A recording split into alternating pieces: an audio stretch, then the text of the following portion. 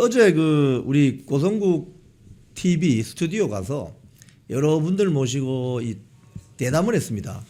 굉장히 여러분들이 반응이 폭발적이었는데 다 합쳐보니까 우리 고성국 박사님 그 채널에 동시 접속자 수가 제가 이렇게 보니까 한 17,000, 18,000명쯤 되었고 나머지 다 합치니까 한 35,000 조회수는 거뜬히 되는 것 같더라고요.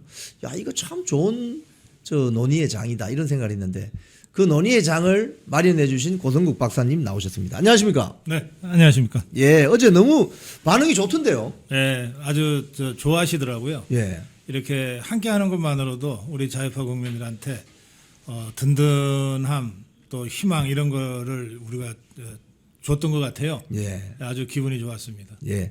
어제 주제 이렇게 정리하신 것도 보니까 사전에 네. 아주 정리가 잘 되어 가지고 저희들이 논의가 참 잘 된 것 같습니다. 그럼 뭐 원고가 필요 없는 분들이니까 혼자서 뭐 1시간씩 이상 떠드실 수 있는 분이니까. 예. 자, 오늘 우리 박사님 모시고 여러 가지 좀 제가 질문을 드려보겠습니다. 지금 네. 아니 장동혁 대표 보고 사과해라. 이 세력들은 도대체 뭐 하는 세력들입니까? 예, 두더지들입니다. 두더지 게임 아시죠? 아시죠? 예. 올라오면. 예, 근데 그게 때리면은 뭐 찍 하고 들어가는데 그걸로 끝나는 게 아니잖아요. 끊임없이 올라오잖아요. 예. 네. 그 한동훈과 그 똘마니들은 딱 두더지 게임에 두더지 잡듯이 해야 됩니다. 근데 그거 하려고 그러면 이 망치 들고 긴장해야 되잖아요. 예. 잠깐만 한눈 팔아도 뭐 서너 마리가 올라오잖아요. 예. 그 역할을 우리가 계속 할 수는 없고 그 역할을 하라고 아예 전담으로 기구를 만든 게 뭐냐면 당무감사위원회하고 윤리위원회입니다. 아, 예. 저는 이 당무감사위원회하고 윤리위원회가 도대체 뭘 하는지 모르겠어요. 그 국회의원들이나 당원들의 뭐 무슨 윤리 문제, 뭐 당에 뭐 좀 해당 행위를 한 사람들, 뭐 이런 사람들을 감사도 하고 징계도 한다는데 지금 한참 그 총사령관이 체제 전쟁이라 그러고 예. 지금 전국을 돌아다니면서 투쟁을 하고 있는데 거기다 대놓고 뒤에서 총질하고 있는 것들이야말로 가장 심각한 해당 행위 아닙니까? 예. 당장 징계해야죠. 그러니까 이 뭐 여러 탈 것도 없어요. 그 두더지들이라고 하는 게 그 레밍 같아 가지고 하나가 박살나는 거 보면은 찍소리 못 하고 대가리 쳐봤거든요. 예. 그러니까 여러 탈 것도 없습니다. 그 중에 아주 대표적인 거 하나만 딱 잡아갖고서 박살을 내버리면 뭐 박살도 뭐 이렇게 심하게 내라는 것도 아니에요. 그냥 당원권 정지 한 1년만 때려놓으면 그렇죠. 다른 것들은 그냥 대가리 쳐받고 꼼짝도 못 하거든요. 네, 그걸 왜 안 하냐 좀 답답합니다. 지금 윤리위원장이 이제 12월 첫째 주 되면 이제 드러날 것 같은데요. 네. 그렇게 되면은 지금 당무감사위원회는 활동은 또 12월에도 계속 되니까. 네. 그럼 윤리위원장만 나오면 이제 그 사람이 우리 축구로 지금 스트라이크 아닙니까? 아, 골 그렇죠. 넣는. 아니 이제 스트라이커가 골을 넣으려면 어시스트가 볼을 잘 올려줘야 되잖아요. 센터링 해줘야죠. 그 당무감사위원회가 그걸 해야 되는 거예요. 예. 그래서 지금 윤리위 구성이 아직 안 돼 있어도 예.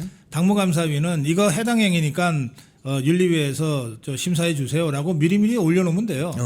당무감사위가 이걸 해당 행위로 규정해서 윤리위에 올렸다는 것만으로도 저것들 대가리 쳐박을 거예요. 지금 보면은 그 장동혁 대표가 뭐 계엄 사과해야 된다고 하는 세력들을 이렇게 쭉 보면은 네. 한 부류는 소위 말해서 한빠들이 많은 것 같고 네. 또 한 부류는 또 이준석 계열의 정치인들이 있는 것 같고 네. 또 그 뒤에 또 일부 좀 기회주의 중도를 표방하는 중진들도 좀 있는 것 같고 네. 세력 편제가 이렇게 어떻게 보십니까? 뭐 지금 말씀하신 대로인데 우선 한동훈 똘마니들이 제일 많죠. 뭐 그 초선이라고 하는 것들은 다 한동훈이가 공천 줘서 배치단 것들이니까. 예. 근데 그래봤자 그게 한 자릿수입니다. 그리고 뭐 이준석이나 뭐 무슨 예전에 뭐 유승민이나 뭐 이런 것들하고 놀던 것들이 뭐 일부 있을 수 있는데 그건 예. 제가 보기엔 별로 세력도 아니고. 예. 저는 더 큰 그 세력을 뭘로 보냐면 장동혁의 등장으로 자신의 대권 도전의 길이 막혔다고 생각하는 자들이 준동을 합니다. 아, 예. 그 대표적으로 오세훈이죠. 예.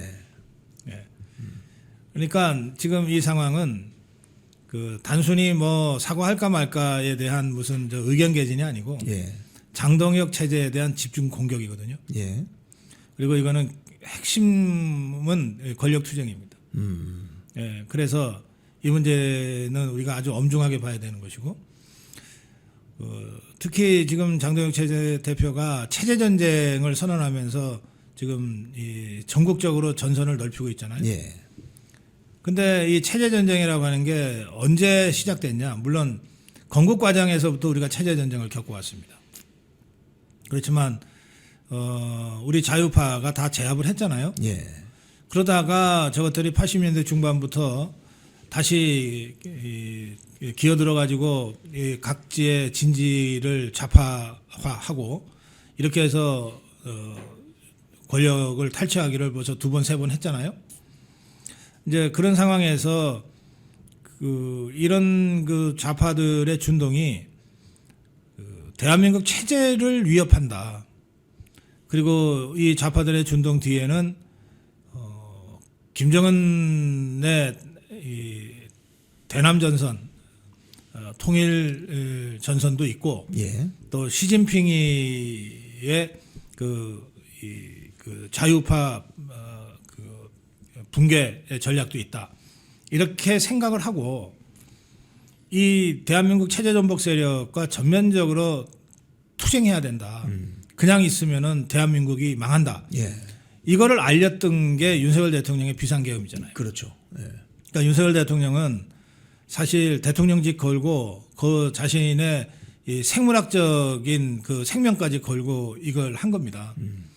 그 연장선에서 지금 체제 전쟁이 진행되고 있는 거거든요. 그러니까 이런 상황에서 장동혁 대표한테 사과해라라고 하는 것은 이 체제 전쟁의 직접적 발단인 윤석열 대통령을 부정하라는 얘기고, 그렇죠. 그 얘기는 결국 지금 진행하고 있는 체제 전쟁도 잘못됐다는 것을 자인해라 이 말 아닙니까? 예. 그러니까 이 얘기는 그냥 항복하라는 거예요. 좌파들한테 그냥 무릎 꿇고 항복하고 그리고 목숨이나 구걸하자.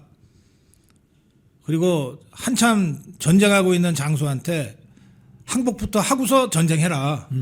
이 말이잖아요. 그렇죠. 그 말이죠. 그러니까 이건 제가 이렇게 말씀드리는 겁니다. 가장 사악한 해당 행위다.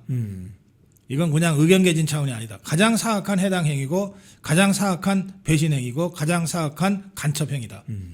그 차원에서 당이 엄중하게 대처해야 된다. 그렇게 제가 말씀드리는 겁니다. 지금 뭐 그자들의 주장대로 예를 들자면 뭐 장동혁 대표가 계엄에 대해 사과했다 치면 국민의힘의 영향력에 대해서 이게 확장이 되거나 또 어떤 국민들이 그 메시지를 듣고 그러면은 장동혁 체제를 적극 지지 뭐 한다든지 뭐 좌파 세력까지 잘한다고 할 리는 없지 않습니까? 2016년에 박근혜 대통령이 좌파들의 집요한 가짜뉴스 흑색 선전에 밀려가지고 예. 이 사과를 결국 했어요. 한 번 사과하니까 진정성 없다 그러고 또 끌려 나와서 또 사과하고 아직도 정신 못 차렸다니까 또 나와서 또 사과하고 그러다가 정권 뺏겼거든요. 예. 장동혁 대표가 이미 아주 선명하게 입장 밝혔어요. 예. 사과는 무슨 사과야, 지금 싸움하고 있는데 이렇게 이미 입장을 밝혔기 때문에 장동혁 대표는 어떤 경우에도 사과하지 않을 거라고 저는 믿습니다. 예. 그렇지만 뭐 가정해서 만에 하나 정말 사과한다 칩시다. 그러면 그걸로 좌파 것들이 정복주 좌파가 야 이제 됐다. 너네 사과까지 했으니 이제 우리도 그러면 내란몰이 그만할게. 이런 세상이 무너져도 좌파 것들은 그렇게는 절대 안 하죠. 안 하죠. 바로 그 순간부터 진정성이 없다 그러고 다시 사과를 요구할 거고 아직도 정신 못 차렸다 그러고 또 사과를 요구할 거고 그러다 보면 그냥 지방선거 갖다 헌납하는 거예요. 그런 식으로 선거 양상이 치러지면 국민들 앞에 사과나 맨날 하고 다니는 국민의힘이 무슨 낯짝으로 펴달라 그러겠어요? 대구 경북에서도 질 겁니다. 예, 그러니까 이 지방선거를 앞둔 지금 시점에서 우리 자유파가 또 국민의힘이 이기고 그래서 이재명 정북주사파의 폭정을 브레이크라도 한번 잡아야 되는데 그걸 하는 유일한 길은 반 이재명 투쟁 전선을 더 확장하는 거죠. 예. 여기에 사과라는 단어가 끼어들 데가 어디 있습니까? 예, 그래서 저는 이 사과 요구는 단호하게 뿌리쳐야 된다. 그리고 사과 요구를 하는 자들의 그 뒷배에 배후에 아주 음흉한 세력들이 있다. 이 자들에 대한 단호한 이 척결로 응대해야 된다. 그렇게 생각하고요. 특히 뭐 국회의원들은 3년 후 총선, 2년 반 후에 총선에서 공천 탈락으로 응대해야 된다고 생각합니다. 그렇죠. 다 기록해뒀다가. 예. 근데 지금 단체장들이 그러고들 있어요. 예. 뭐 오세훈이니 박형준이니. 예. 이것들은 당장 6개월 후 공천에서 아예 컷오프 시켜서 국민의힘 경선 자체에 끼어들지 못하게 만들어야 된다고 저는 생각해요. 이제 제가 이렇게 주장을 하면 그래도 현역 단체장이 경쟁력이 있는데 한 군데라도 더 이겨야 되는데 지금 오세훈이 박형준이 날려서 어떻게 하려고 그러냐. 걱정하지 마십시오. 그 여러 여론조사를 보거나 제가 민심을 직접 청취한 걸로 제가 단호하게 말씀드리는데 서울에서 오세훈이가 진짜 좋아서 오세훈이 찍는 사람 거의 없어요. 부산은 더 합니다. 저보다 더 잘 아시죠? 당 보고 찍잖아요. 예. 박형준이 때문에 당은 싫지만 어쩔 수 없다. 이런 유권자가 단 한 명이라도 있는지 한번 물어보세요. 주위에. 오히려 정반대죠. 그러니까 오세훈이하고 박형준이를 컷오프 시켜서 날려버리면 그야말로 야 국민의힘 이제 제대로 하는구나. 나 사실 그동안 국민의힘이 좀 제대로 못해서 투표장에 나갈 마음도 없어서 내 기권했는데 네. 이런 분들까지 앞장서서 도시락 싸들고 다니면서 야 국민의힘이 변한 것 같아. 이번에는 좀 한번 밀어봐 주자. 저는 이렇게 될 거라고 생각합니다. 날리는 순간 이깁니다. 지금 뭐 댓글에 뭐 난리 났습니다. 지금 박사님. 제가 뭐 잘못했나요? 난리가 났길래? 박사님 말씀이 지금 너무나 통쾌하다. 네. 부산인데 저도 당 보고 찍었습니다. 이렇게 댓글이 올라와요. 그 말씀이 맞죠. 뭐 지금 솔직히 뭐 개인기로 따지면은 오세훈 박형준 시장이 시장 임기 동안 뭐 특별히 잘하는 게 별로 없는 것 같은데요. 보세요. 우리가 윤석열 대통령 덕분에 2022년 6월에 대통령 취임하고 한 달도 안 돼서 선거를 치렀잖아요. 그렇죠. 그러니까 그때는 정말 개나 소나 뭐 하다못해 막대기라도 윤석열 당 공천 받고 나왔습니다. 그러면 다 찍어줬어요. 예. 그렇게 해서 정말 윤석열 대통령 덕분에 자격 없는 것들이 그냥 알기 쉽게 단체장 된 것들이 무수히 많습니다. 예. 그게 12명이에요. 예. 그런데 그 12명 중에 막상 윤석열 대통령이 비상계엄을 하면서 국민들한테 그렇게 목숨 걸고 호소를 했는데 그렇게 해서 형성된 탄핵 국면에서 대통령 뭐가 잘못했냐 탄핵하면 안 돼 라고 대외적으로 주장한 사람이 딱 한 명 있어요. 딱 한 명 있습니다. 한 명. 누군가요? 근데 그 사람도 집회에 나와서 마이크 잡고 정치적인 얘기를 하면은 선거법에 걸리니까 애국가 부르신 분. 애국가를 불렀어요. 이철우 예. 경북도지사네요. 경북도지사 이철우 지사가 유일하게 예. 탄핵 저지 집회에 나와가지고 연단에 올라갔어요. 예. 다른 것들은 아예 연단에 올라가지를 않았어요. 근처에 오지도 않죠. 근처에 오지도 않았어요. 집회에 있으면 돌아가고 그랬어요. 예. 유일하게 집회에 참석했어요. 그것도 경북 집회도 아니야. 대구 집회. 왜 와가지고 마이크를 잡았는데 예. 그리고 양해를 구하잖아요. 제가 그래도 단체장으로 있어서 정치적 발언을 하면 선거법에 바로 좌파 것들이 공격을 하니까 제가 애국가를 부르겠습니다 하고 같이 불렀잖아요. 예. 그러니까 다들 울면서 불렀어요. 예. 그 이철우 지사가 유일한 사람이에요. 탄핵 저지 투쟁에 함께한 사람. 예. 그럼 나머지 11명은 다 자격 없어. 내가 보기에. 다 자격 없는데 그래서 11명 싹 날려도 우리가 이긴다고 좀 봅니다. 아니 영남권이 강원도가 서울이 무슨 저 개인 보고 찍습니까? 당 보고 찍지. 당 보고 찍죠. 예. 그러니까 11명 싹 날려버리고 완전히 새로운 인물로 공천을 해도 예? 진짜 누군지도 잘 모르는 사람 공천해도 예. 이 사람 당선 강하고 잘 싸워서 공천했습니다. 그렇죠. 그렇죠. 그리고 한 달만 다니면 2달만 다니면 그리고 장동혁 대표가 함께 손잡고 저 이 사람하고 앞으로 같이 반 이재명 투쟁 전선에 함께 하겠습니다. 이러고 다니면 무조건 당선된다니까. 그러니까요. 지금 그러면 장동혁 대표가 이제 연말 그리고 연초부터 본격적으로 이 착수해야 되는 어떤 일은 어떤 게 우선이 돼야 될까요? 우선 공천을 잘해야죠. 야, 예. 지금 반 이재명 전선 구축은 지금 어느 정도 되어 가고 있잖아요. 그리고 이 전국순회 어제 충남 천안에서 했고 예. 이렇게 해서 인천하고 경기도 용인에서 이제 끝을 맺는데요. 12월 초에 예. 그때까지 하면 전국을 순회하면서 반 이재명 전선 구축이 돼요. 예. 그리고 제가 오늘 우리공화당 조원진 대표하고 대담하면서 조원진 대표가 이렇게 얘기하더라고요. 예. 우리 그 자유파 정당들 중에 국민의힘 빼고 네 당이 있지 않습니까? 그 자유통일당, 자유민주당, 우리공화당, 자유화혁신당의 예. 이 지도자들이 장동혁 대표와 함께 하는 방향으로 지금 논의를 모으고 있다 그러더라고요. 아, 그렇군요. 예. 반가운 소식입니다. 그러면 장동혁 대표가 12월 초까지 전국 순회를 마치면서 반 이재명 전선 구축을 하면 반 이재명 전선 구축에 함께 하는 데에서는 이견이 없거든요. 예. 그러면 자유파 재정당 사회단체도 함께 하게 될 겁니다. 뭐 예. 성명서나 입장문이 나올 수도 있어요. 기자회견이 나올 수도 있어요. 예. 예. 그렇게 하면 1차 반 이재명 투쟁 전선의 자유파 총단결이라고 하는 외형이 갖춰지는 거예요. 그렇네요. 그럼 그 다음에 해야 될 일이 뭐냐? 그게 맞는 사람으로 공천하는 겁니다. 아. 아니 뭐 선거 슬로건은 이재명 타도, 예. 타도 이재명. 이재명 심판, 이재명 재판 재개 이래 해놓고 예. 공천한 거 보니까 이재명 눈치 보느라고 찍소리도 못하는 것들이 다 공천이 됐어. 그거 어떻게 믿어요? 그거 안 되는 거죠.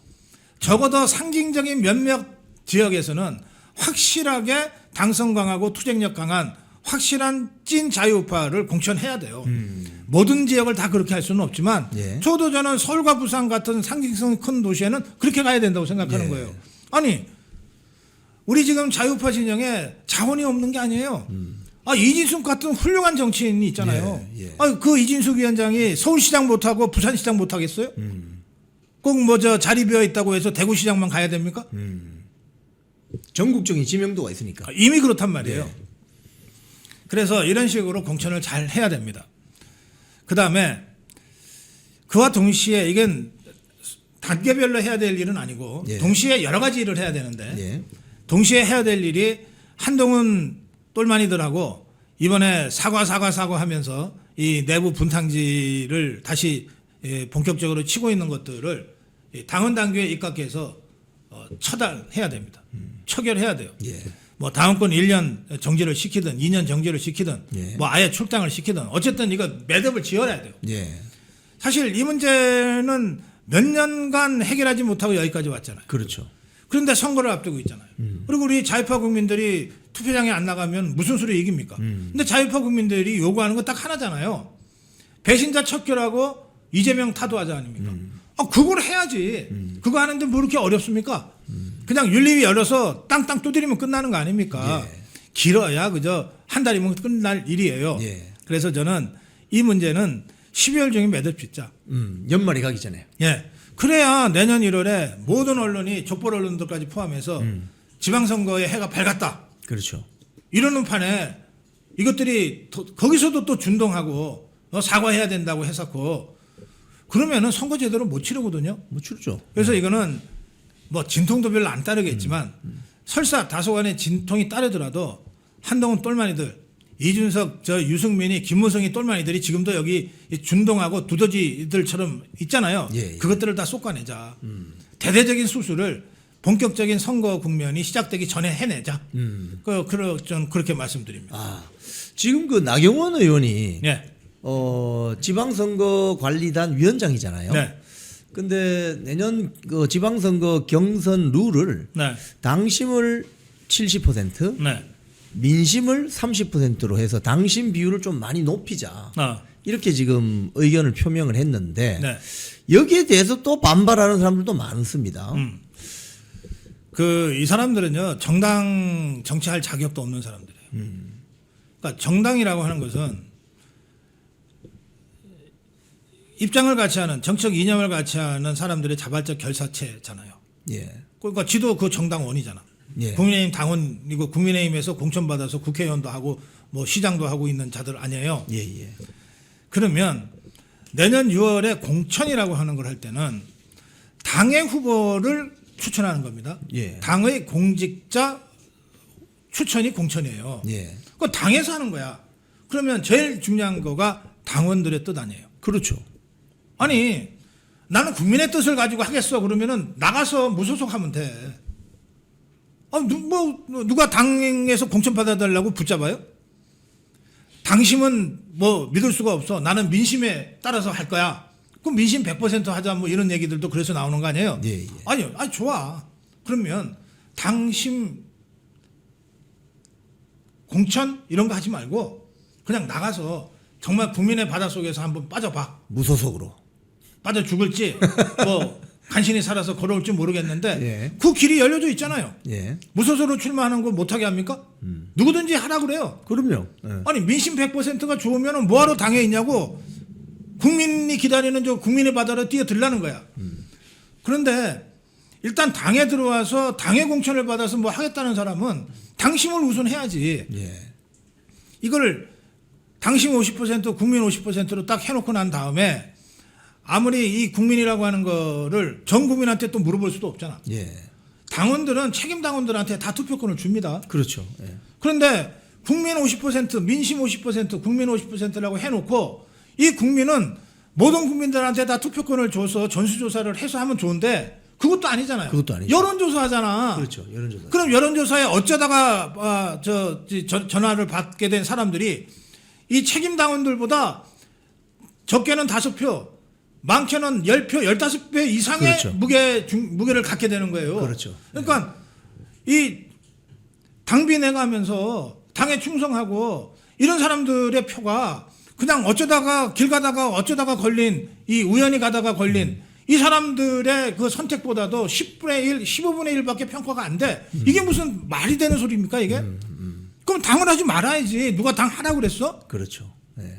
그러니까 저는 그런 자들은 박수 치면서 내보내면 된다. 어이, 국민을 그렇게 떠받드냐? 그러면 국민이 있는 곳으로 가라. 무소속으로? 여기는 당원만 있으니까 국민이 있는 곳으로 가라. 무소속의 길이 열려 있다.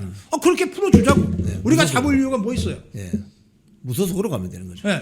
지금 근데 민주당 보면 지금 있지 않습니까? 대의원제를 없애고 네. 당원 1표, 1인 1표로 가는 그 흐름하고 요건 어떻게 이해할 수 있습니까? 그거는 좀 다르죠. 예. 저 대의원이라고 하는 거는 저 이재명 그 지금 당권 실질적인 권력을 잡고 있는 게 이재명이잖아. 예. 그러니까 대의원이 한 6천 명인가 그쯤 될 거예요. 예. 뭐 이쪽 저쪽 다 대의원은 그 정도 됩니다. 그러니까 그 대의원은 아무래도 권력의 줄선자들이 하기가 쉽죠. 예. 그러니까 이 더불어민주당의 대의원 조직은 이재명 친위 조직이라고 보면 돼요. 반면에 일반 당원들 중에는 가장 최근에 있었던 선거에서 정청래를 지지했던 사람들이 더 많잖아요. 그렇죠. 그러니까 지금 정청래가 이 대의원의 비중이 당원보다 한 10배, 20배 높거든요. 예. 숫자는 얼마 안 되는데 비율은 똑같으니까. 예. 그러니까 그거를 더불어민주당 당원 당규에는 19배 이상을 넘기면 안 된다. 이렇게만 돼 있어. 예. 그러니까 대의원 한 사람이 20명. 일반 책임당원 15명, 19명에 해당되는 거야. 예. 예. 그러니까 이거를 1대1로 바꾸자는 거거든. 예. 그러니까 이거는 정청래가 이재명 잡아먹겠다는 얘기랑 똑같은 거지. 아하. 이거는 무슨 당내 민주주의도 아니고 뭐 당을 주인인 그 당원들한테 돌려준다 이런 것도 아니에요. 그냥 아주 노골적인 적나라한 권력 투쟁이에요. 근데 지금 우리 국민의힘에서 70, 30 얘기하는 것은 진짜 당의 주인인 당원들한테 돌려주자는 거예요. 네, 돌려주자는 거예요. 그런데 사실 제 마음 같아서는 그러니까 당원 100%로 해. 예. 간단하잖아. 이렇게 주장하고 싶은데 이게 이제 당 대표를 뽑거나 예. 뭐 당의 뭘 원내대표를 뽑거나 하는 것은 당원들끼리 해도 돼. 예. 근데 공천을 받으면 이 사람이 결국은 나가서 국민들한테 표를 많이 받아야 이기는 거니까 그러니까 홍보죠. 그런 면에서 국민들한테도 어느 정도는 지지가 확인된 사람을 공천을 줘야 되지 않냐. 이런 것 때문에 국민 30%가 유지되는 거거든요. 예, 예. 그러니까 제가 보기에 비교적 합리적이에요. 70대 30이거나 80대 20이거나 예. 이런 정도 어간으로 비중이 맞는 것이 맞아요. 지금 이 발언을 했던 이제 어떻게 포문을 열었는데 나경원 의원이 장동혁 체제에서 어떤 역할을 좀 중요하게 할 수 있을 것 같습니까? 지금 뭐 굉장히 중요한 역할을 이미 하고 있어요. 예. 뭐냐면 이제 우리가 족벌 언론들이 전해주는 기사긴 하지만 이 기사를 보면 네 사람이 주로 나와요. 지금 우리 국민의힘 쪽에 뉴스메이커가 네 사람이야. 예. 뭐 압도적으로 이 뉴스를 많이 생산해내는 사람이 장동혁 대표죠. 예. 그 다음에 어쨌든 투톱 중에 한 사람인 송원석 원내대표가 예. 뉴스를 만들어내요. 그다음에 최고위원 중에서는 김민수 최고위원이 뉴스를 만들어내요. 그렇죠. 그런데 제가 보기에 김민수나 송원석보다는 나경원이 뉴스를 더 많이 만들어내요. 아, 그 왜 그렇죠? 그거는 이 사람이 맡고 있는 직위가 예. 지방선거 기획단 위원장이거든. 그러니까 이미 사실 거의 대다수 언론은 지방선거 모드로 전환이 됐잖아요. 예, 예. 지방선거 모드로 전환이 된 상태에서 지방선거와 관련된 공천이든 또는 경선 룰이든 이런 것들을 다루는 기구가 바로 지방선거 기획단이거든. 예. 그것이 책임자니까. 그렇죠. 예. 그러니까 나경원의 한마디는 곧 국민의힘의 지방선거 전략이 있는 거거든. 예. 그러니까 뉴스가 되는 거죠. 아, 지금 그 나경원 의원과 이제 장동혁 당대표하고 이렇게 비교를 해보면 장동혁 당대표는 지금 어쨌든 1.5선이잖아요. 네. 뭐 나경원 의원은 5선이니까 정치 경력에서는 나경원 의원이 훨씬 정치 거의 뭐 20년 넘게 한 분 아닙니까? 그러면 지금 이 장동혁 대표의 어떤 조금 부족한 부분을 나경원 의원이 이렇게 메꿔줄 수 있는 그런 좋은 효과가 있나요? 뭐 제가 보기에는 장동혁 대표가 별로 부족한 게 없어요. 아니 뭐 정치 오래 한다고 정치 잘하는 건 아니거든. 네, 네, 네. 그 정치 오래 했는데 정치는 잘 못하는 사람들이 가는 길이 국회부의장, 국회의장 자리예요. 예? 우리 역대 국회의장 중에 뭐 우리가 기억할 만한 그 큰 정치인이 누가 있었습니까? 예, 그러니까 뭐 어쩌다 보니까 운이 좋아서건 뭐 줄을 잘 쳐서건 선수는 계속 올라가는데 정치적으로는 전혀 존재감이 없는 이런 사람들이 하는 게 국회부의장이고 국회의장이에요. 네. 그러니까 정치 선수가 많다고 곧 바로 정치 잘하는 건 아니다. 오히려 어떤 면에서는 낡은 정치에 때가 더 많이 묻을 수가 있어요. 그런 점에서 저는 장동혁 대표가 지금 재선에 불과하지만 별로 부족한 게 없어요. 예. 그러면 결국 지금 이 상황은 뭐냐면 송원석이도 그렇고 나경원이도 그렇고 장동혁 대표의 스탠스에 자신들을 맞춰가는 거야. 예. 아, 그렇군요. 제가 보기에 뭐 장동혁 대표가 제가 정치 경험이 일천해서 그 송원석 대표께서 이걸 좀 보완해 주시고 나경원 위원장께서 이걸 좀 보완해 주시고 이런 관계가 아닌 것 같아요. 예. 이 전쟁이 벌어지면 모든 전사 병사들은 사령관의 깃발을 들지 보지 그 옆에 참모들이나 부사령관의 깃발은 그 깃발도 못 들어요. 네. 그러니까 유일하게 올라가 있는 게 사령관의 깃발이야. 예. 이 장동혁 대표가 들고 있는 이 깃발에 모든 병사들이 결집해서 나가잖아요. 그럴 때 그래도 내가 선수는 장동혁이보다 그래도 선배인데, 예? 뭐 이런 사람들이 있어요. 중진들이. 예, 그렇죠. 그런 사람들은 둘 중에 하나를 선택해야 돼. 손석이나 나경원처럼 장동혁 대표가 지금의 사령관이니까 그 깃발에 맞춰서 내가 갖고 있는 경험과 역량을 잘 발휘해서 네. 서포팅해야 되겠다. 예, 예. 그러면 이렇게 같이 가는 거예요. 그게 슬기로운 거죠. 그렇죠. 그게 현명하지. 예. 그런데 지가 뭐라고 뭐 이런 것들 있잖아. 예. 그것들은 자기도 모르게 저 주변화돼요. 네. 지금 아예 뉴스가 안 되는 중진들이 엄청 많아요. 맞습니다. 뭐 그것들이 뭐 뉴스 싫어서 안 하나? 지 부고 빼놓고는 뭐든지 뉴스 나는 거가 정치인의 그 생명인데 네. 뉴스가 안 되잖아. 이슈를 주변화돼 버린 거예요. 네. 주변화됐어요. 자기들 스스로. 그런데 그 중에 누구라도 좋아요. 3선 의원이다, 4선이다, 5선이다 하는 사람이 어느 날 갑자기 장동혁이야말로 우리가 살 길이다. 이러고 막 연설도 하고 다니고 막 인터뷰도 한다 그럽시다. 왜 뉴스가 안 되겠어요? 그렇죠. 예. 네. 지금 케미가 장동혁과 나경원은 케미가 잘 맞겠죠? 잘 맞춰주고 있는 것 같아요. 아, 잘 맞춰지고 있다. 나경원과 송원석이 잘 맞춰주고 있는 것 같아요. 예. 이제 연말이 다가옵니다. 네. 우리 박사님 연말 연시에 이재명이 지금 굉장히 보면은 뭐 아주 사소한 사건에 대해서 일일이 지시를 한다거나 이런 행태를 보이거든요. 그거 사소한 거 아니에요. 지금 이화영 그 재판에 뭐 위증 재판 이거 가지고서 검사들이 예. 재판장이 좀 불공정하게 재판을 진행하는 것 같으니까 그러니까 검사 4명이 재판부 기피 신청을 하면서 퇴정했잖아요. 예. 이건 사실은 뭐 하루에도 뭐 수백 수천 건의 재판이 벌어지니까 그 중에 하나니까 사소하다고 볼 수도 있지만 예. 그러나 이건 이재명이한테는 절대 사소한 게 아니지. 직접 연결돼 있는. 내가 감옥 가냐 안 가냐 문제인데 엄청 중요한 문제지. 예. 그러니까 직접 지시하는 거예요. 그러니까 지금 연말 연시를 분수령으로 예. 이재명 정권이 상당히 후달릴 것 같은데요. 이미 어떻게, 후달리기 시작했죠. 예, 어떻게 전망하십니까? 저는 그야말로 싸고 뭉개는 모습을 보여줄 거라고 생각해요. 지금 워낙 많이 싸질렀어. 예. 보세요. 아니 관세 협상 아직 된 거 없습니다. 실체가 없어. 페이퍼가 없어요. 페이퍼. 예. 부동산 다 죽여놨지. 예.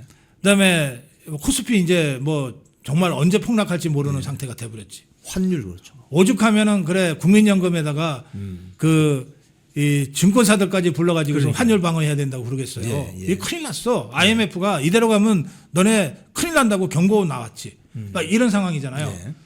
그런 상황에서 저것들이 오로지 그저 내란몰이 가지고서 어떻게든 좀 해보려고 하는데 이게 지금들 생각대로 되나요? 네.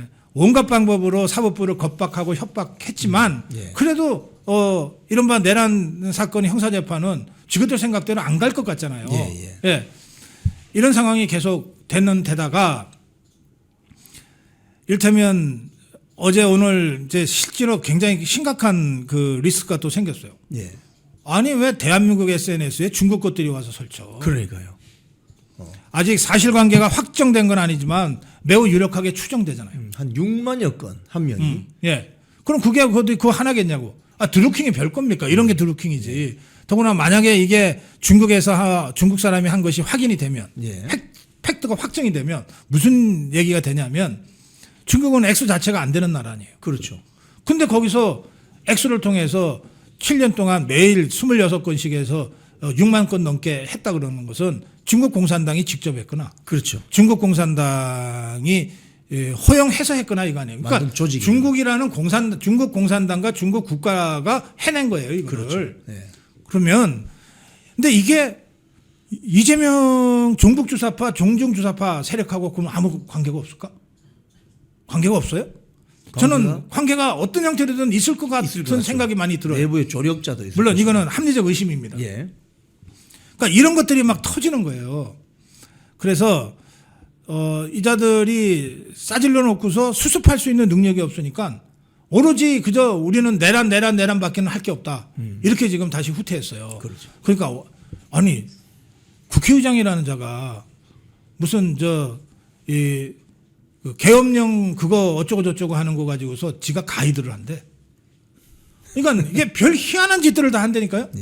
예. 그래서 지그들 딴에는 이게 싸질러는 놨는데 수습할 능력이 없으니까 거기다 대놓고 계속 뭉개는 짓밖에는 할 게 없어요. 그래서 저는 연말연시에 그 이재명의 지지율, 뭐 더불어민주당의 지지율, 동반 추락은 예정돼 있다. 그렇게 봅니다. 다만 그러면 저것들이 동반 추락할 때 반사 이익이라도 챙겨서 국민의힘이 올라가야 되는데 예. 올라갈 수 있다고 좀 봅니다. 이미 근접했고. 예. 그런데 이 발목을 잡는 게 바로 사과하라는 두저지 같은 배신자들이니까.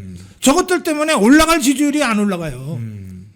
그래서 이 배신자들 척결이 성결 과제다. 예. 이 말씀을 또 다시 드려야 되겠네요. 알겠습니다. 오늘 벌써 뭐 한 40분이 지나버렸습니다. 오늘 우리 시청자님들께 마지막으로 한 말씀 부탁드리겠습니다. 우리 이영풍 회장님을 모시고 우리 대한민국 자유파 유튜브들이 총단결해서 정말 대한민국을 지키는데 조그만 일이라도 할 각오입니다. 그리고 어제 우리 자유파 유튜브 6명의 대표 유튜브들과 함께 공동 생방송을 했는데 그것을 앞으로 최소 한 달에 한 번씩은 할 생각입니다.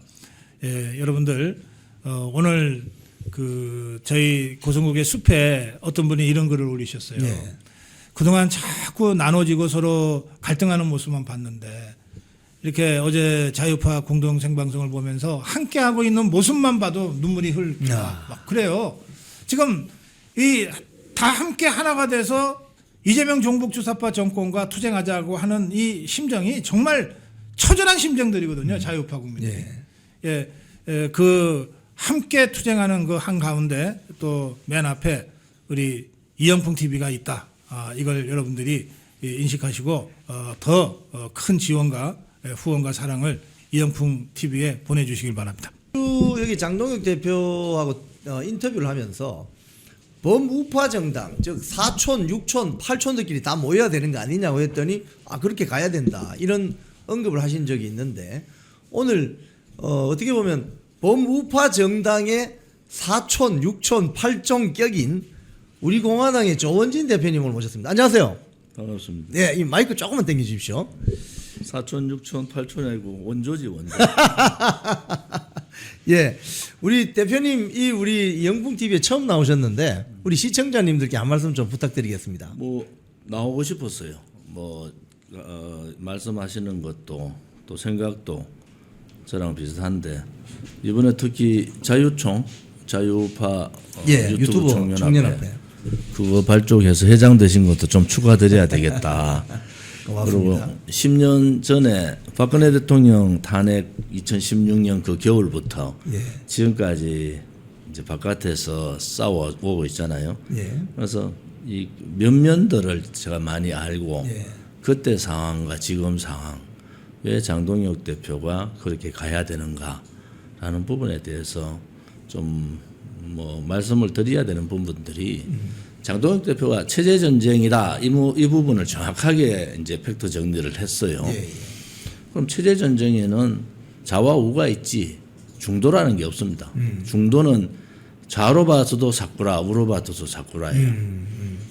그래서 중도라는 표현을 자꾸 쓰는 사람들의 면면을 보면은 김무성, 유승민, 오세훈, 그다음에 박영준, 권영진 그리고 요새 근래 한동훈 뭐 이런 사람들이 중도라는 얘기를 많이 해요.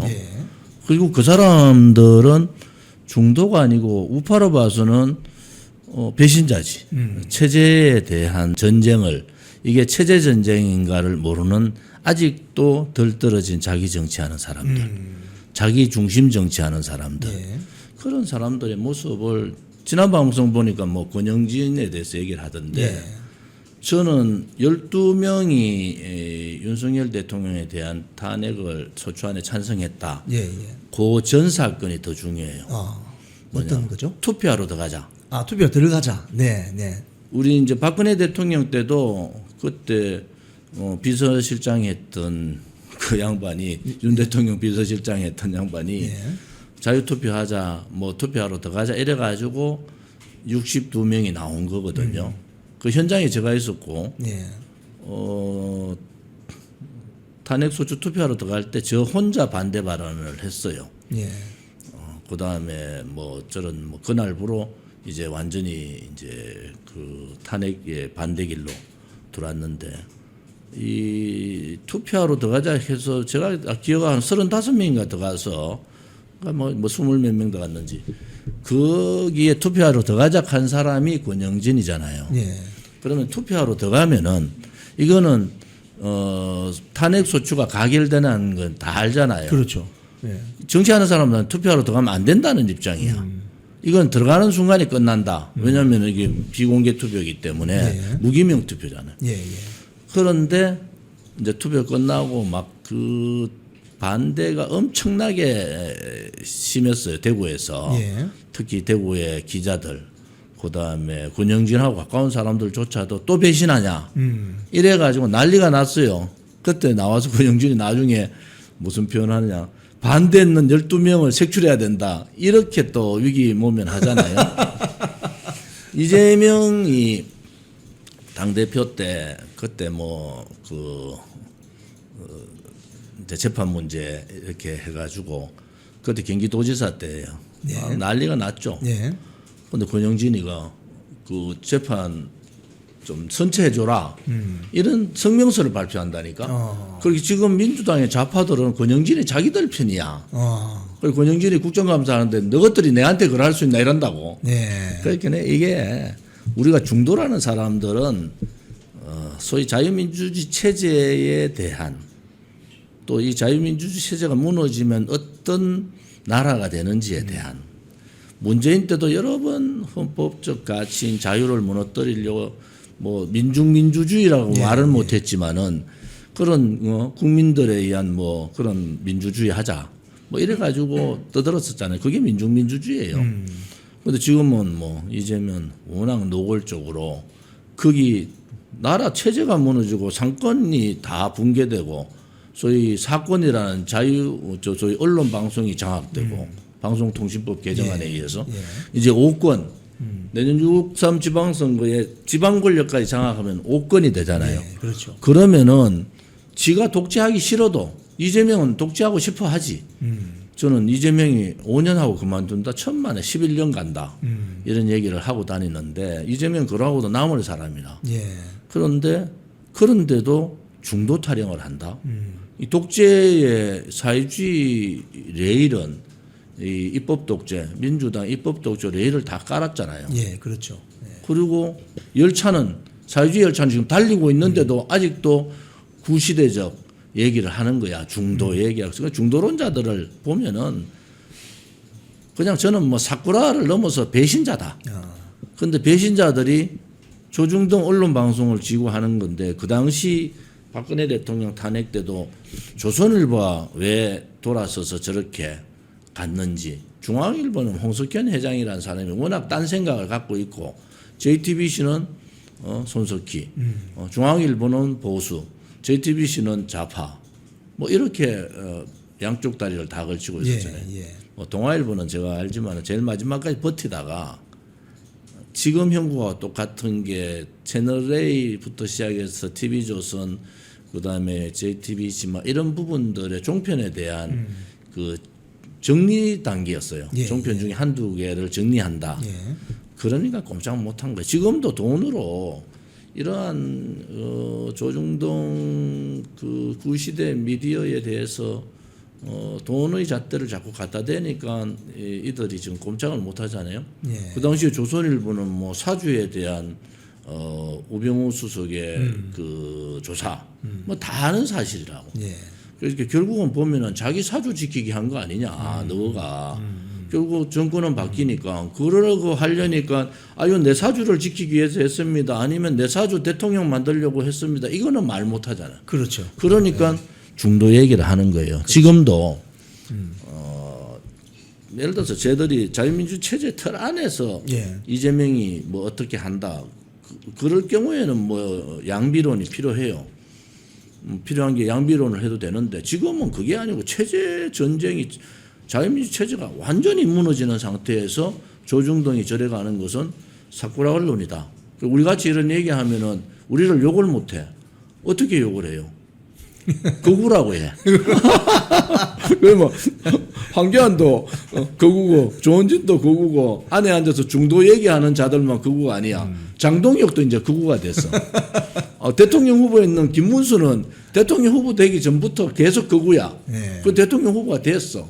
그러고도 지금도 지금은 요즘 너무 조용해서 내가 김문수 선배한테 통해서 얘기를 했지. 자유의 종은 언제 울리냐. 자유의 종은 대통령이 안 돼도 당대표가 안 돼도 자유의 종은 잘 아시잖아요. 피를 의미하는 겁니다. 누군가는 아스팔트에 이 자유를 지키기 위한 피를 흘려야 된다.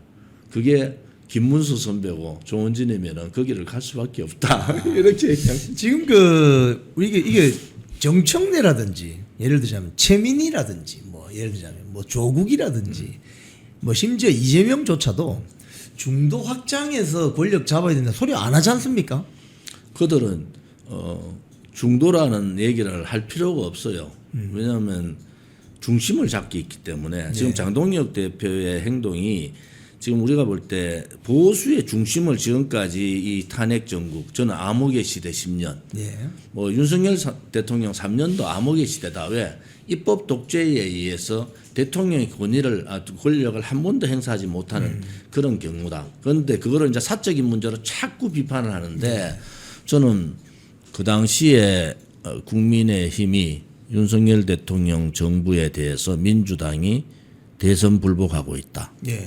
이 표현을 굉장히 많이 썼어요. 그렇죠. 예. 대선 불복하고 있다. 왜냐하면 뭐 국무위원에 대한 탄핵을 32번 뭐 검사들이나 그래 하고 활동비, 활경비 다 제로 만들고 이런 부분들은 이 대선 불복이잖아요. 대선 불복 프레임을 가지고 국민들하고 싸웠어야 되는 거야. 국민들한테 그렇게 설명을 하고 이것은 대선 불복이고 대선 불복은 헌법적 가치를 무너뜨리는 거고 자유민주주의 체제 자체를 무너뜨리는 거다. 이렇게 해야 되는데 국민의힘에서 혹은 용산 대통령실에서 안 받더라고. 그래서 제가 이제 뭐 6개월 계엄 6개월 전에 만날 기회가 있었는데 성사가 안 됐지만은 만나면 그의 말씀을 드리려고 그랬어. 이건 대선 불복이기 때문에 대선 불복에 맞는 그러한 행위를 하셔야 된다. 이런 말씀을 드리고 싶었는데 민주당은 지금의 민주당은 정통 민주당이 가지고 있는 자유와 민주와 평등과 인권은 사라진 거예요. 오로지 민주당은 김어준의 어명만 기다리고 자기 팔 자기가 흔드는 거잖아요. 그런데 시청자님들이 마이크를 조금 더 당겨 주시라고. 범죄자가 대통령이 되니까 뭐 나도 대통령 될 수 있다. 뭐 강도질을 해도 뭐 미문화원 테러를 해도 대사관 테러를 해도 나는 대통령이 될 수 있다는 생각들을 다 갖고 있잖아요. 그래서 그들의 혼돈의 시대가 아니고 그들은 이미 생각은 독재의 개념으로 가고 있다. 그것도 사회주의 독재로 가는 거잖아요. 그런 부분에 있어서는 우리가 저들을 정상적인 정당으로서 의회 민주주의의 파트너로 보기에는 이미 그들이 길을 너무 많이 나가 버렸어요. 그런 부분으로 보면은 이제 소위 자유우파의 정당 중에서 국회 의석을 가지고 있는 게 국민의힘이니까 뭐 국민의힘이 투쟁을 못하는 이유는 알아요.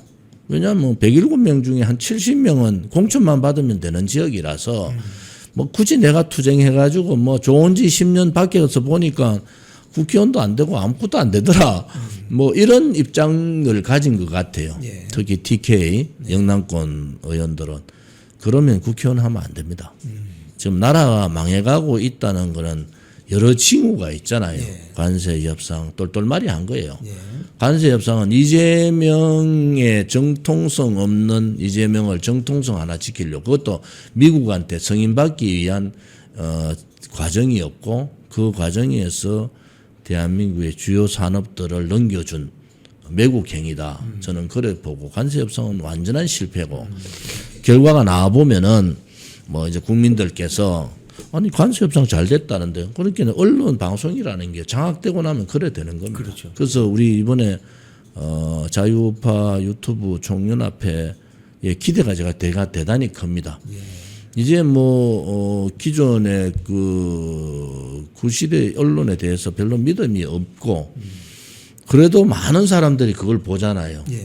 거기에서 조금이라도 올바른 그 방향성을 제시해주는 그러한 역할들을 지금 우리가 그때 투쟁할 때 박근혜 대통령 탄핵 반대 투쟁하라고 이럴 때보다는 환경은 되게 좋았죠. 지금은 아까 누가 그러더라고. 그냥 아스팔트에서 그때는 맨 땅에 헤딩하고 있었다.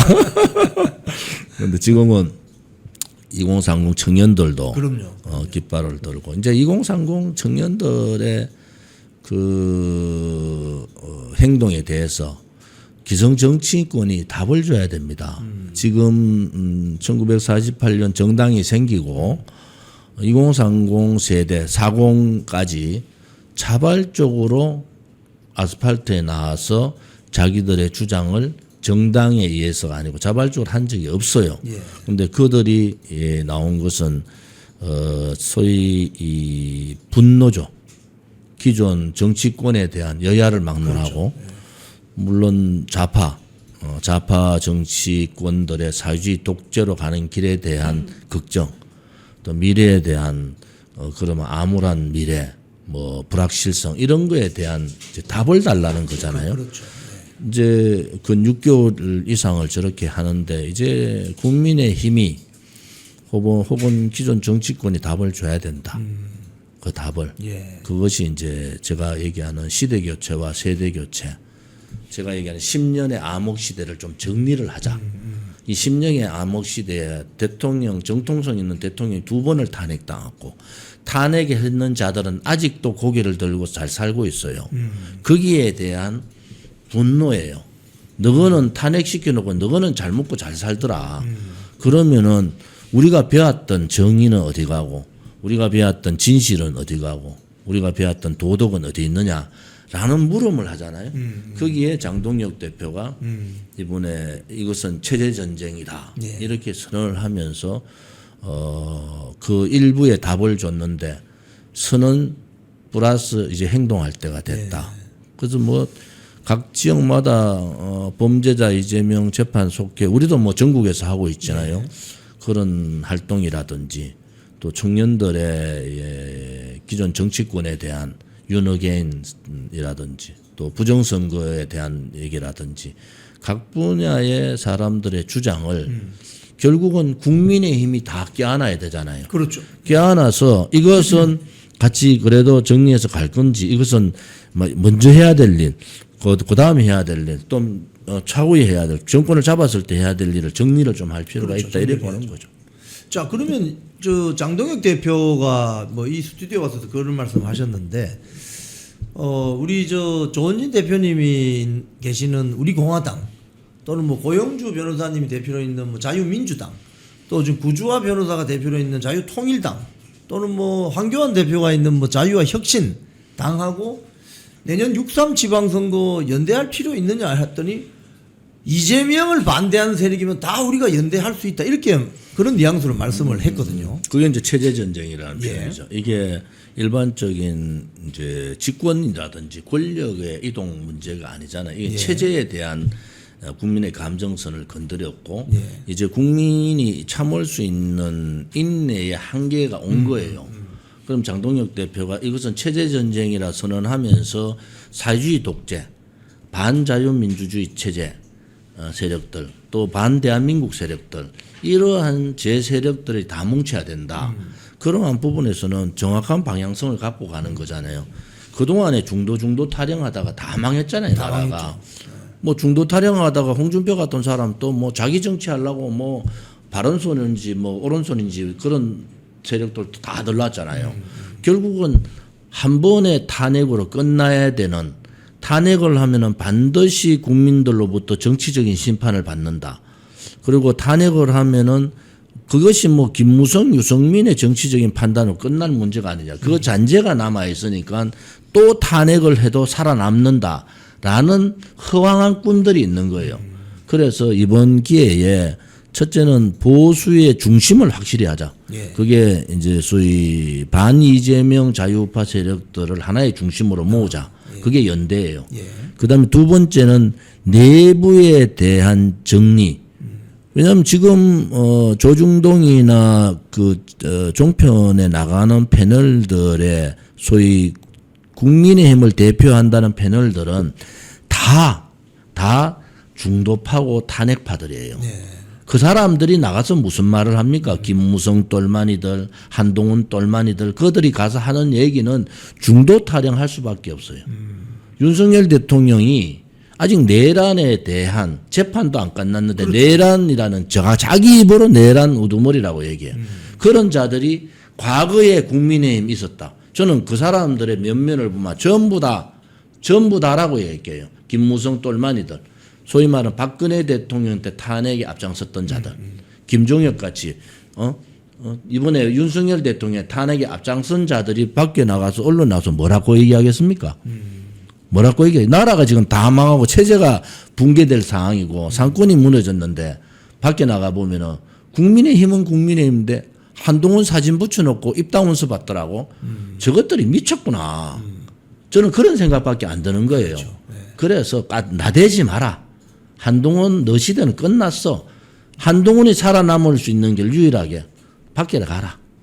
국민의힘에서는 경선 과정을 겪어서는 저지 한동훈도 그럴 거야. 지방선거 잘못돼 가지고 장동혁이가 쫓겨나면은 내한테 길이 있다. 아, 장동혁이 다 알잖아. 황교안 총리가 우리가 그때 바깥에서 새가 컸잖아요. 예, 예. 제가 그랬어. 황 총리께서 비례대표 가시고 지역구 가지 마라. 그러고 바깥에 소위 제야 세력들을 다 껴안아 달라. 황 총리 그걸 못했어. 예. 그래서 어려움을 겪은 거예요. 제가 얼마 전에 황 총리 만나서 그 얘기도 했어. 예, 예. 장동혁하고도 똑같아요. 기회는 지나가는 거잖아요. 예. 또 기회는 잡아야 되는데 이게 일어난 기회가 체제 전쟁의 상황이야. 그때는 장동혁과 갈 수 있는 길은 첫째는 보수 중심을 연대를 통해서 하고 두 번째는 내부적인 정리를 좀 해라. 예. 한동훈이란 쪽에서 정리한다 해가지고 그거 한동훈 지지율 그거 다 중도도 아니에요. 좌파들의 지지하는 그러한 국민에 대한 그러한 입장이 있고 일부 뭐 한동훈 자체를 지지하는 거 있겠지. 세 번째는 내부에 대한 개혁을 어떻게 할 거냐. 예. 내부. 그게 지금 젊은 청년들의 요구사항이에요. 예. 국민의힘도 당신들도 희생하고 당신들도 행동하고 당신들도 변화를 좀 해달라. 그게 내부 개혁이잖아요. 이 개혁의 문제는 다음 지방선거가 뭐 언론에 따라서 혹은 뭐 우리 유튜브에 따라서도 긍정적인 면, 부정적인 면도 있지만은 내란 프레임은 12월 말 1월 되면 대강 정리가 됩니다. 예. 그 정리가 어떻게 되겠어요?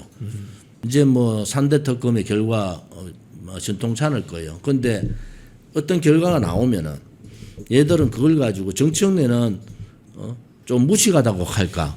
자기 정치를 하려고 되게 노력하는 사람이야. 그렇죠. 그래서 위헌정당 신청을 합니다. 예. 분명히. 예. 그때 국민의힘이 어떻게 대처할 거냐. 그 대처를 위해서도 전체 연대가 필요하다. 이래 보고요. 두 번째는 예를 들어 얘들의 내란 프레임은 내년 1월 되면 정리가 돼요. 그러고도 선거하려면 4개월, 5개월이 남아요. 그렇죠. 프레임 전환을 할 거 아닙니까? 예. 그러면 국민의힘은 그 민주당이 다음 프레임 전환을 어디로 갈 거냐는 상상도 할 거 아니에요. 자기들도. 예. 다음 프레임 전환은 부패 프레임으로 넘어가요. 지금 벌써 뭐 전 정권에 있었던 지난 지방선거, 지난 국회의원 선거, 그렇게 혹시 지역에 특히 영남권을 중심으로 내사에 들어가 있다 하는 제 소리가 많이 들리거든요.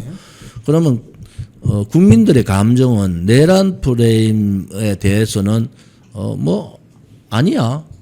자유파들은 뭐 그게 왜 내란이지? 계엄에 대한 부분하고 탄핵이란 내란은 아니야.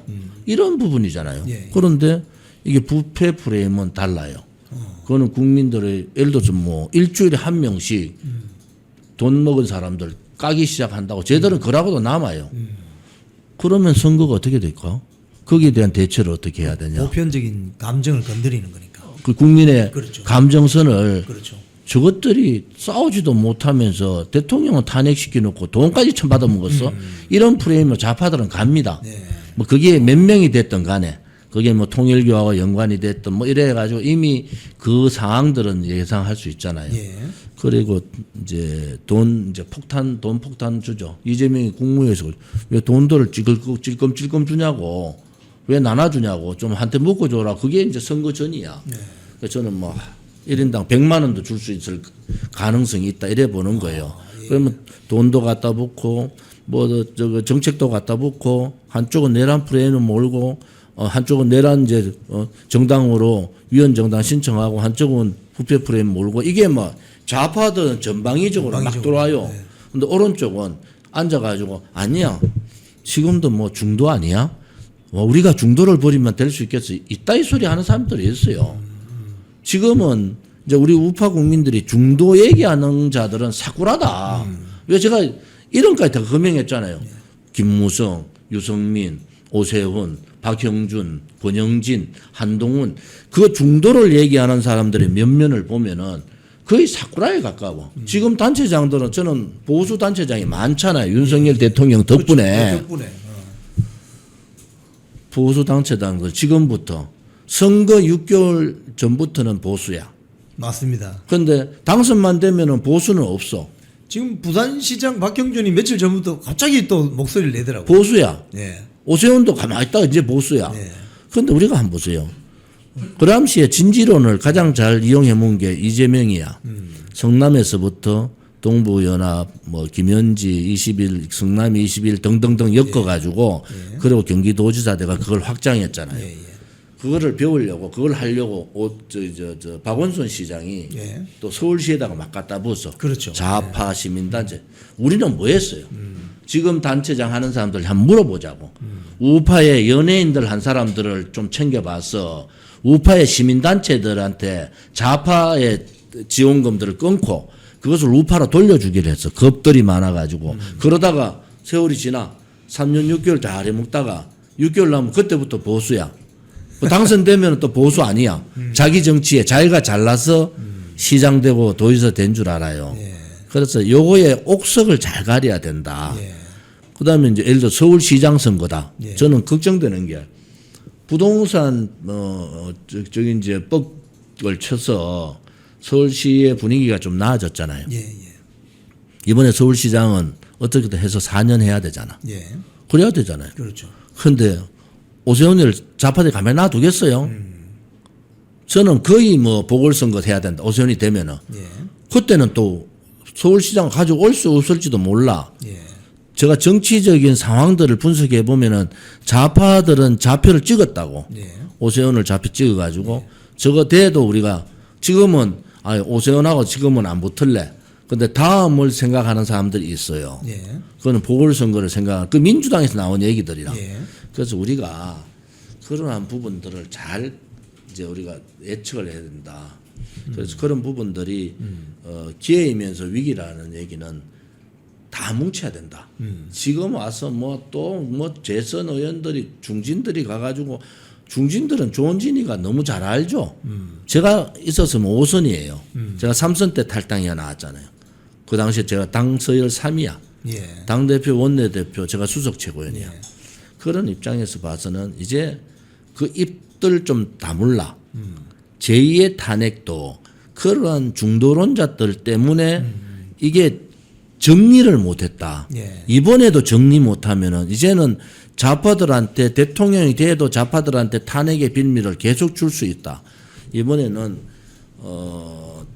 특히 윤석열 대통령의 탄핵에 앞장섰던 한동훈을 비롯한 그 일파들에 대한 정리는 좀 필요하겠다. 이번 달에 그러니까 12월 중으로 뭐 정리된다는 소식도 있는데 이건 뭐 빠르면 빠를수록 좋은 거 아니겠습니까? 저는 당원들한테 좌파들은 전당원 투표자잖아. 말도 안 되는 대의원 그거 없애버리고 그냥 전당원 그 책임당원 투표권 주자. 우리도 이래저래 중진들 재선들 기회주의자들 자기 보신주의자들 지정치만 하려는 자들 이 전국의 체제전쟁이라는 인식을 잘 인식 못하는 자들의 정면 돌파.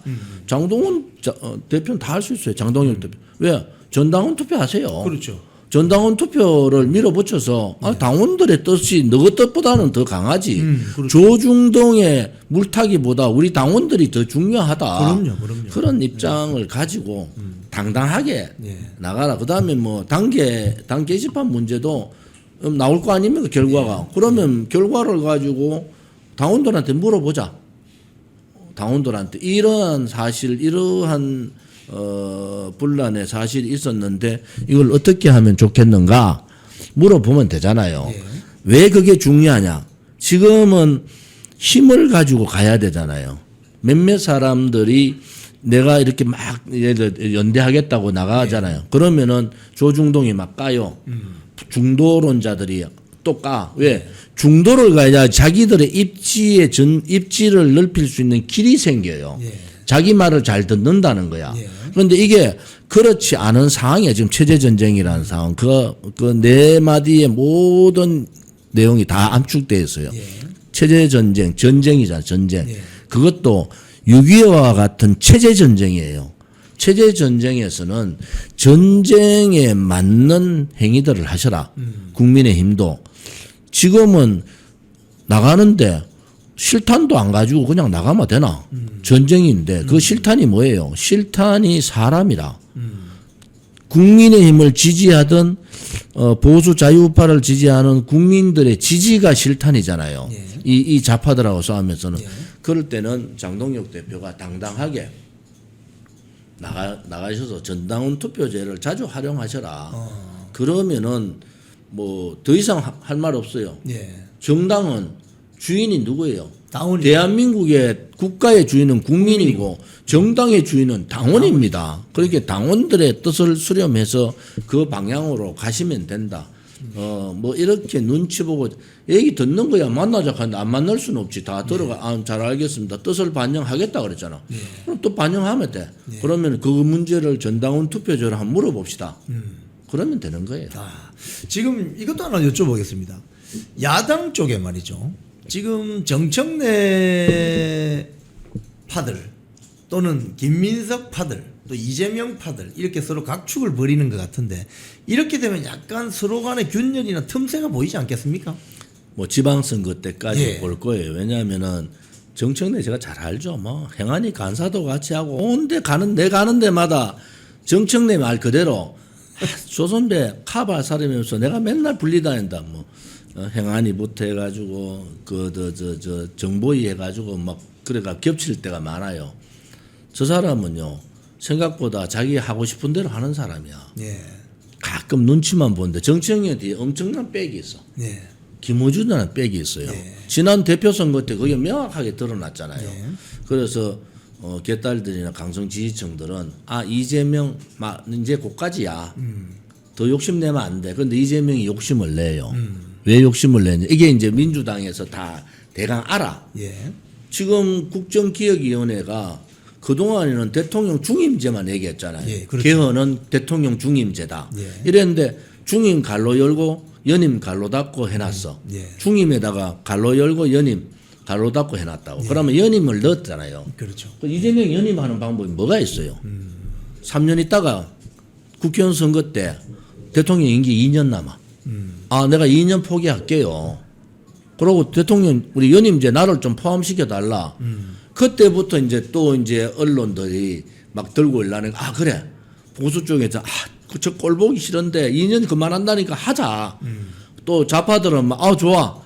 그래서 연임되면은 4년 8년 하는 겁니다. 앞에 3년 뒤에 4년 8년 11년 이 프로젝트가 연임 프로젝트예요.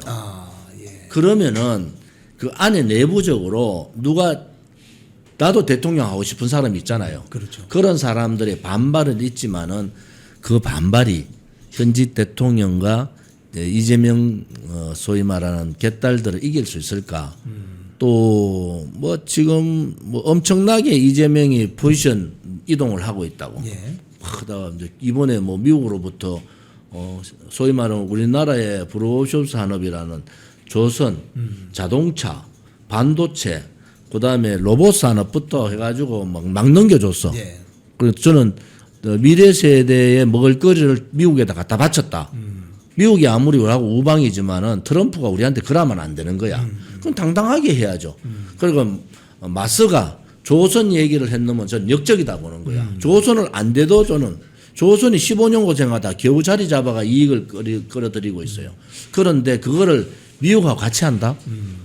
미국은 조선을 한국에서밖에 할 수밖에 없는 구도예요. 그렇죠. 그렇죠. 그런데 그거를 미국에다 퍼다 줬다. 그거는 수조가 아니고 수백조의 손실을 입힌 거예요. 그래서 그런 부분들을 우리가 정리하면은 이 좌파들의 분화 현상은 이제 이 내란 프레임이 끝나고 그다음에 지방선거가 끝나고 그들이 장기 집권 업무에 발톱을 낼 때 그들은 용산입니다. 예. 그때 거기에 반대하는 세력들이 나올 시기. 그게 한 지방선거 끝나고 한 1년. 지방선거도 2년 있다 국회의원 선거잖아요. 그렇죠. 예. 그 1년 때부터 이제 개헌에 군부를 떼야 되니까 그때부터 이제 분화 현상이 일어날 거다. 예. 우리는 그때까지 내부 정비하고 연대해서 모든 제5파 세력들을 다 모으고 제가 국회에서 뭐 12년 했잖아요. 국민의힘에 한 10년 있었잖아요. 그런데 제가 10년 바깥에서 보니까 야, 이 강호에는 무림의 고수가 많아. 그래 무림 고수들을 빨리 투입을 시켜줘야 돼. 예. 그러니까 제가 말하는 시대 교체와 세대 교체라는 것은 이제 저도 나이가 많은 편이에요. 예. 그런데 이제는 3040의 젊은 정당으로 변화시키라. 예. 물론 뭐 나이 많은 사람 다 배제하자는 게 아니고 주류가 소위 50%는 3040, 60% 정도는 그래 가자. 예. 그게 이제 시대 교체고, 세대 교체고, 시대 교체는 암흑의 10년 정리를 하자. 그게 두 번의 탄핵에 대한 정리를 좀 해가자. 그러면서 새로운 시대를 열자. 그게 이제 지방선거 이후에 장동혁 호가 살아남아서 해야 될 내부 중심을 세우는 거.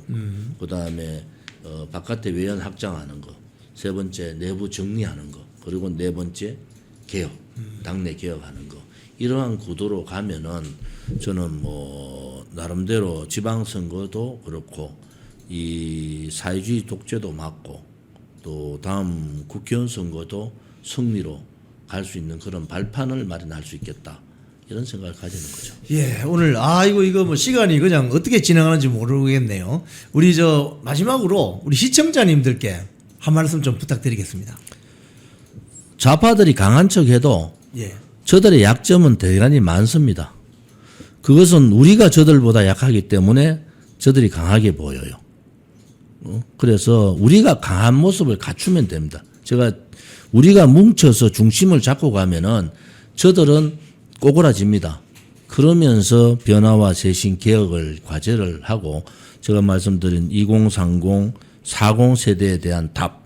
그 답은 뭐 현재에 대한 답도 주지만 미래에 대한 답도 줘야 돼요. 결국은 정치라는 것은 국민들의 삶을 챙기고 답을 주는 데예요. 정치가 관망하고 나무 얘기하듯이 나무 얘기 중도 타령하는 사람 나무 얘기해. 그 나무 얘기하는 데는 정치가 아니에요. 그냥 평론하면 돼. 그런데 정치는 국민들한테 답을 주는 데다.